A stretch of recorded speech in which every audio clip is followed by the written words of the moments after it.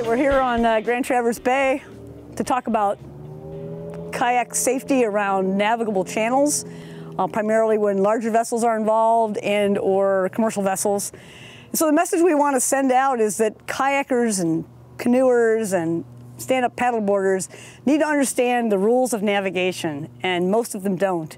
One of those is moving into narrow channels and who has the right-of-way. And small craft always need to stay away from larger vessels. So while you would think it would be the opposite, larger vessels are unable to maneuver quickly, and so it's the paddler's obligation to stay away from those vessels, which means when you're entering a channel or a bay, you'll find that the red buoys are on the right when you're returning, and green buoys will be on the left. And so the channel then, those two buoys mark the channel, will be between the red and the green buoy. Now, most boats are constrained by their draft, so they have to stay in the channel where it's the deepest. But paddlers have the unique opportunity to avoid larger vessels by staying outside the channel. So outside the buoy markers, close to the shore. So you can hug the shoreline, and when you're traveling in groups, you should hug the shoreline together. Work in unison instead of stringing out where you might create confusion. So red on the right when you're returning, which means that as you turn around, you're going out into the Great Lakes or out into a bay, it's going to be green on your right. And again, you can stay outside those buoys, not in the navigable channel. The other concern is that paddlers really don't understand what to do to avoid risk of collision. There are navigation rules which guide us through that process. Some boats are stand-on vessels, which means they maintain their course of speed, and other boats are give way. They need to alter their course for whatever might be coming at them.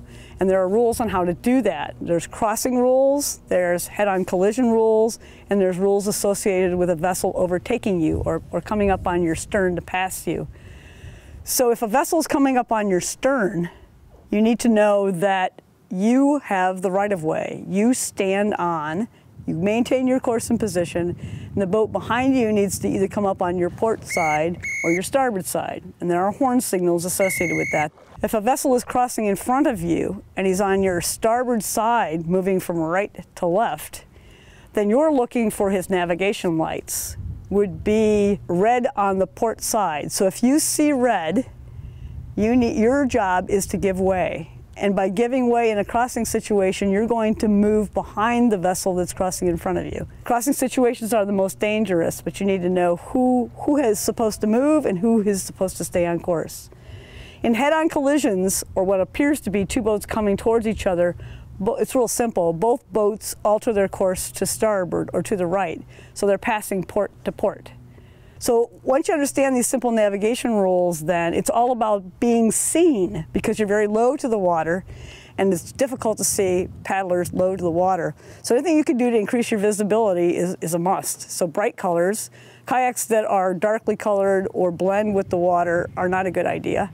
Or if you have a kayak like that, if you're a hunter or a fisherman and you want a camouflage kayak, you need to wear brightly colored vests.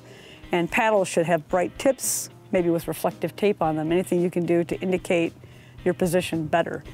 And again, stay away from larger vessels. You must stay away from larger vessels, those vessels that are constrained, vessels that are working, and large recreational vessels.